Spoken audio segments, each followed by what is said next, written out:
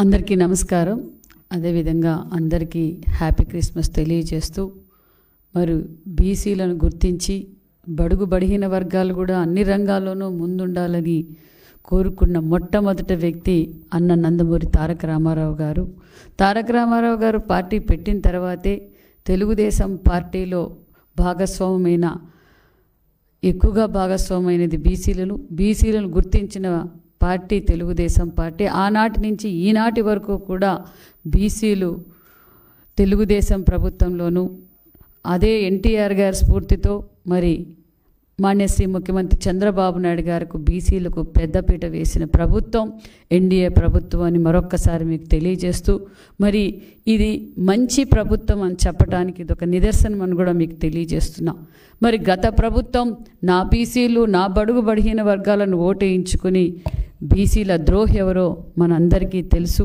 మరి ఈ 6 నెలల్లోనే బీసీలకు గుర్తించి బీసీలు అన్ని రంగాల్లోనూ ముందుండాలని కోరుకునే ప్రభుత్వం ఎన్డీఏ ప్రభుత్వం. మరి ఎన్డీఏ ప్రభుత్వంలో బీసీలు రాజకీయంగా కూడా గత ప్రభుత్వంలో ఏం చేశారో మనకు తెలుసు.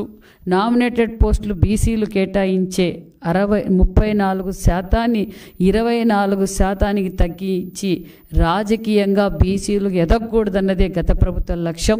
మరి మేము మొన్నటి రోజు ముఖ్యమంత్రి గారితోనూ మరి బీసీ మినిస్టర్స్ అందరితోనూ కూడా మీటింగ్ పెట్టాం. బీసీ మినిస్టర్స్ అందరితోనూ మీటింగ్ పెట్టి 34% రిజర్వేషన్ నామినేటెడ్ పోస్టులకు ఏ విధంగా అయితే మనం కార్యాచరణ తీసుకోవాలో ఆ నిర్ణయం కూడా తీసుకున్నామన్న విషయాన్ని కూడా మీకు తెలియజేస్తూ, అదేవిధంగా బీసీలకు 39,007 కోట్లు నిధులు కేటాయించిన ప్రభుత్వం ఎన్డీఏ ప్రభుత్వం అని కూడా మీకు తెలియజేస్తున్నా. ఎందుకంటే గత ప్రభుత్వంలో ఏ విధంగా బీసీలకు బడ్జెట్ కేటాయించారో మీకు తెలుసు. మరి కార్పొరేషన్లు ఏర్పాటు చేశామన్నారు. అన్న నందమూరి తారక రామారావు గారు అప్పటి కాలంలోనే ఫెడరేషన్లు ఏర్పాటు చేసిన ఘనత అన్న నందమూరి తారక రామారావు గారు.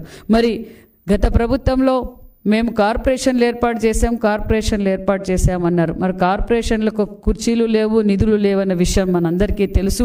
మరి మనం కార్పొరేషన్లు ఏర్పాటు చేసాం, కార్పొరేషన్లకు విధులు కూడా కేటాయించామన్న విషయాన్ని కూడా మీకు తెలియజేస్తున్నాం. అదేవిధంగా ఈ 6 నెలల్లోనే మనం బీసీలకు పెద్దపీట వేశామని చెప్పడానికి ఇదొక నిదర్శనం అని కూడా మీకు తెలియజేస్తున్నాం. మరి గత ప్రభుత్వంలో మహాత్మా జ్యోతిరావు పూలే అంటానే మన బీసీలందరికీ ఒక కనిపించే దేవుడు అని చెప్పాలి.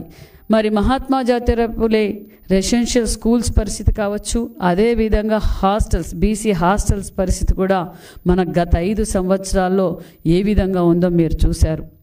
మహాత్మా జ్యోతిరావు పూలే స్కూల్స్ రాష్ట్ర వ్యాప్తంగా 107 స్కూల్స్ ఉంటే 105 స్కూల్స్ కూడా తెలుగుదేశం ప్రభుత్వంలోనే తీసుకొచ్చాం.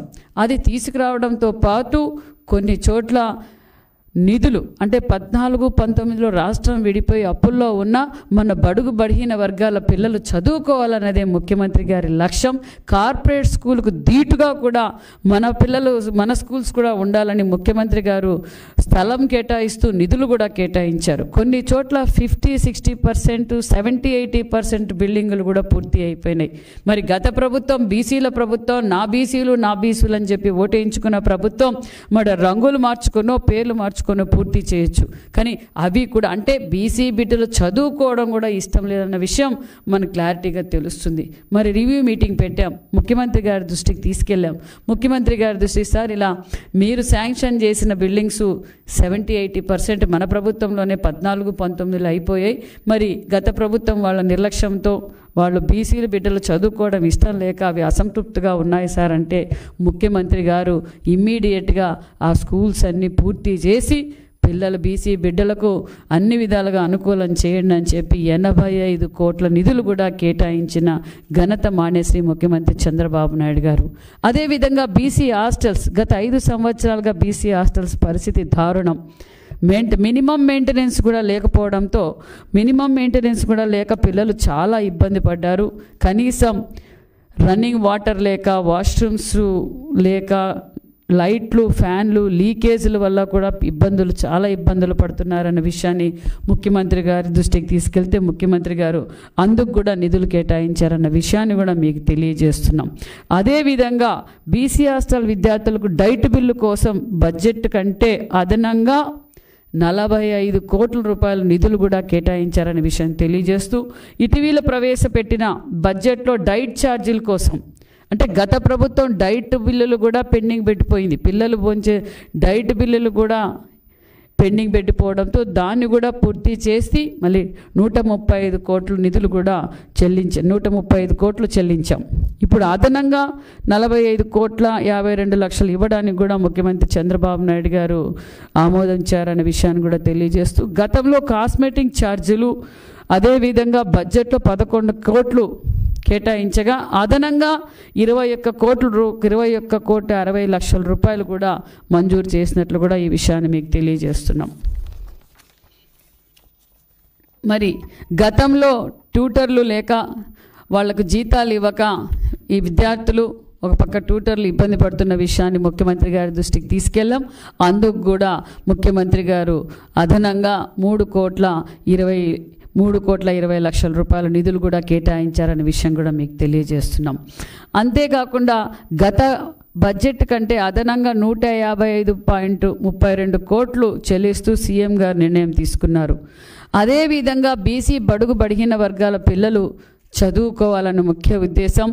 మరి ఏదైతే జగన్ వస్తే జాబ్ వస్తుంది అని చెప్పి నేను ప్రతి సంవత్సరం మెగా జాబ్ క్యాలెండర్ ఇస్తానని చెప్పి విద్యార్థులు కూడా మోసం చేశారన్న విషయాన్ని మరొక్కసారి మీకు తెలియజేస్తూ, ఏదైతే మనం ఎన్నికల మేనిఫెస్టోలో నా తొలి సంతకం మెగా డిఎస్సి అన్నారు ముఖ్యమంత్రి ముఖ్యమంత్రి చంద్రబాబు నాయుడు గారు, తొలి సంతకం మెగా డిఎస్సి 16,387 పోస్టులకు మెగా డిఎస్సి తొలి సంతకం చేశారు.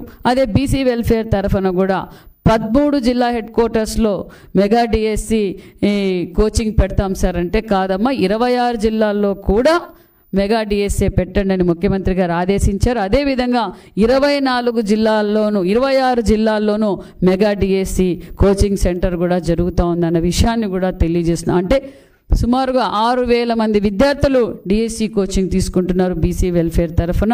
అదేవిధంగా సివిల్ సర్వీస్ కోచింగ్ సెంటర్ కూడా మొన్నటి రోజే మేము రిలీజ్ చేసాం. 100 మంది ఆల్రెడీ స్టార్ట్ చేసాం. 100 మంది సివిల్ సర్వీస్ కోచింగ్ కూడా తీసుకుంటున్నారన్న విషయాన్ని కూడా మీకు తెలియజేస్తున్నాం. అంతేకాకుండా మరి ఏదైతే ముఖ్యమంత్రి గారు ఒకటే లక్ష్యం, ప్రతి ఇంటి నుంచి ఒక ఎంటర్ప్రైనర్ తయారు చేయాలన్నది ముఖ్యమంత్రి గారి ఆలోచన. ఆయన మాకు దిశ నిర్దేశించిన విషయం కూడా ఒకటే, ప్రతి ఇంటి నుంచి ఒక ఎంటర్ప్రైనర్ తయారు చేయాలనేది ముఖ్యమంత్రి గారు లక్ష్యంతో ఉన్నారు. అదేవిధంగా మహిళా పక్షపాతి ముఖ్యమంత్రి గారు అనే విషయాన్ని కూడా మీకు తెలియజేస్తున్నాం. ఈరోజు బీసీ వెల్ఫేర్ డిపార్ట్మెంట్ తరఫున ఈడబ్ల్యూఎస్ తరఫున సుమారుగా 80,000 మందికి ఉచిత ట్రైనింగ్ ఇస్తూ వాళ్లకు మిషన్ కూడా ఉచితంగా ఇవ్వబోతున్నామన్న విషయాన్ని కూడా మీకు తెలియజేస్తూ, ఎందుకంటే మహిళలు ప్రతి ఒక్కరూ ఎంపవర్మెంట్ తయారు కావాలి, వాళ్ళ కాళ్ళ మీద వాళ్ళు నిలబడాలన్నదే ముఖ్యమంత్రి గారి లక్ష్యం. సుమారుగా 80,000 మందికి 175 నియోజకవర్గాలు, అంటే ఇదంతా మార్చి ఈ బడ్జెట్లోనే పూర్తి చేయబోతున్నామన్న విషయాన్ని కూడా మీకు తెలియజేస్తూ, అదేవిధంగా పాడి పరిశ్రమలకు పాడి పరిశ్రమలకు మరి పౌల్ట్రీకు ఎవరు ఏదైనా వ్యాపారం చేయాలనుకున్న వారికి ఎంఎస్ఎంఈ ద్వారా కావచ్చు మేము సబ్సిడీ లోన్లు ఇస్తూ వాళ్ళని ఎంకరేజ్మెంట్ చేయడానికి కూడా మేము సిద్ధంగా ఉన్నామని కూడా తెలియజేస్తూ, అదేవిధంగా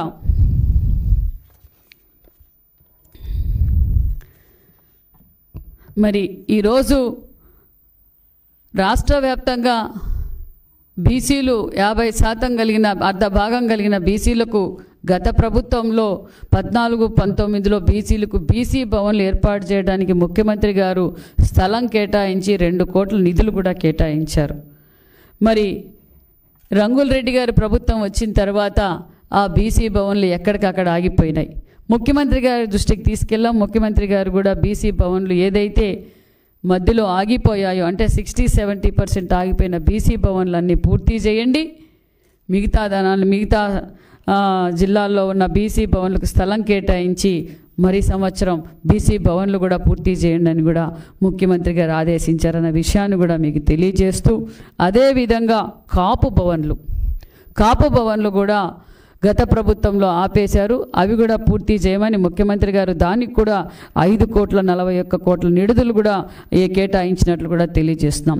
ఈడబ్ల్యూఎస్లో ఉన్న బీపీఎల్ కుటుంబాలకు అభివృద్ధి చేయడానికి యాక్షన్ ప్లాన్ కూడా రూపొందించాం. అది సీఎం చంద్రబాబు నాయుడు గారు కూడా ఆమోదించారన్న విషయాన్ని కూడా మీకు తెలియజేస్తున్నాం. అదేవిధంగా ఏపీ బ్రాహ్మణ క్రెడిట్ అసోసియేషన్ సొసైటీ మాదిరిగా ఇతర ఈడబ్ల్యూఎస్ కార్పొరేషన్ కోఆపరేటివ్ క్రెడిట్ సొసైటీలు ఏర్పాటు చేసి వ్యక్తిగత రుణాలు కూడా అందించాలని కూడా ముఖ్యమంత్రి గారు ఆదేశించారు. అదేవిధంగా గుంటూరులో బ్రాహ్మణ కార్పొరేషన్ చెందిన స్థలంలో ఒక కమర్షియల్ కాంప్లెక్స్ నిర్మించి వాటి ద్వారా వచ్చే ఆదాయాన్ని బ్రాహ్మణులకు అభివృద్ధి సంక్షేమం వినియోగించాలని సీఎం చంద్రబాబు నాయుడు గారు ఆదేశించారని కూడా మీకు తెలియజేస్తున్నాం.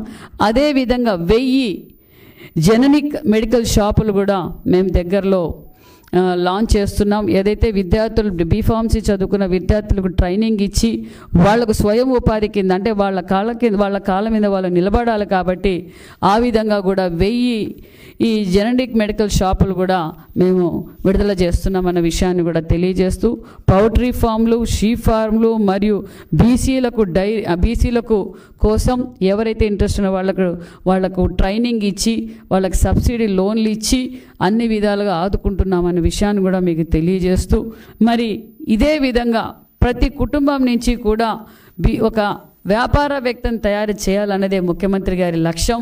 అదేవిధంగా సీడ్ యాప్ ద్వారా బీసీ వెల్ఫేర్కు, అంటే సీఎం చంద్రబాబు నాయుడు గారి ఆదేశాల మేరకు సీడ్ యాప్ ద్వారా కూడా సుమారుగా 10,000 మందికి ఉపాధి చూపించబోతున్నామని కూడా మీకు తెలియజేస్తున్నాం.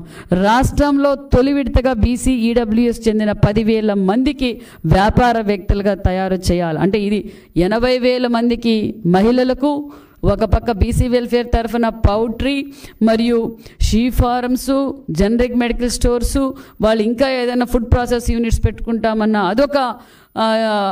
అదొక పక్కన వ్యాపారవేత్తల్ని తయారు చేస్తూ సీడ్ యాప్ ద్వారా 10,000 మందికి ట్రైనింగ్ ఇస్తూ, మరి వాళ్ళు తయారు చేసిన వస్తువులు బైబ్యాక్ మళ్ళీ మార్కెటింగ్ కూడా మనమే చేసే విధంగా కూడా ఇది మార్చి లోపల 10,000 మందిని తయారు చేస్తున్నామన్న విషయాన్ని కూడా మీకు తెలియజేస్తూ, ఈ కార్యక్రమం కూడా జనవరి నుంచి మొదలు పెడుతున్నామన్న విషయం కూడా మీకు తెలియజేస్తున్నాం.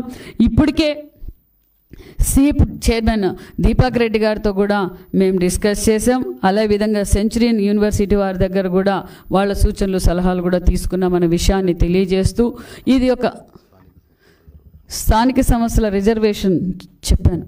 స్థానిక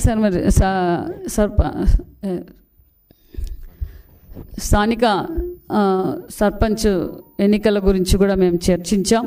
మరి ఇది ఒక మంచి ప్రభుత్వం అని చెప్పడానికి ఇది ఒక నిదర్శనం. ఎందుకంటే ఏదైతే మాట చెప్పామో ఆ మాట నిలబెట్టుకున్న ప్రభుత్వం ఎన్డీఏ ప్రభుత్వం. తొలి సంతకం మెగా డిఎస్సి అన్నాం, అదేవిధంగా ఉచిత ఇసుక అన్నాం, అదేవిధంగా అన్నా క్యాంటీన్లు అన్నాం, జగన్ భూచట్టం రద్దు అన్నాం, అభివృద్ధి ధ్యేయంగా పనిచేస్తున్నాం. ఒక పక్క అమరావతి పనులు మొదలైనవి, ఒక పక్క పోలవరం పనులు మొదలైనవి. రాష్ట్ర వ్యాప్తంగా మరి పల్లె పండగ కార్యక్రమంలో సీసీ రోడ్లు వేస్తున్నాం, డ్రైనేజీలు వేస్తున్నాం. అదేవిధంగా పొలం పిలిచింది. గత ప్రభుత్వంలో రైతులను పట్టించుకున్న ప్రభుత్వం కాదు గత ప్రభుత్వం. ఈరోజు రైతులకు పెద్దపీట వేయబోతున్నామనే విషయాన్ని మీకు తెలియజేస్తూ, రైతన్నులు ఏ పంట పెట్టాలి, ఏ పంట పెడితే దిగుబడి వస్తుంది, ఏ మందులు వాడాలని చెప్పి రైతుల దగ్గరికి అధికారులు వెళ్ళి పొలం పిలిచింది కార్యక్రమం కూడా ఆల్రెడీ చేస్తున్నాం. రెవెన్యూ సదస్సులు చేస్తున్నాం, గ్రామ సభలు చేస్తున్నాం.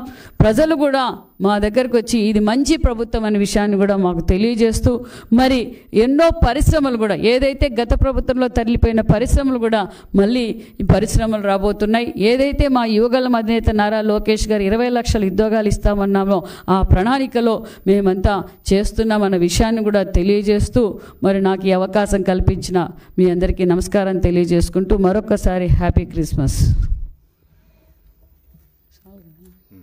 నన్ను డిస్టర్బ్ చేస్తే చెప్పేస్తాను, అది మీరు డిస్టర్బ్ చేసేసారు. అంటే 34ది కొంచెం పర్టికులర్గా చెబుతానని.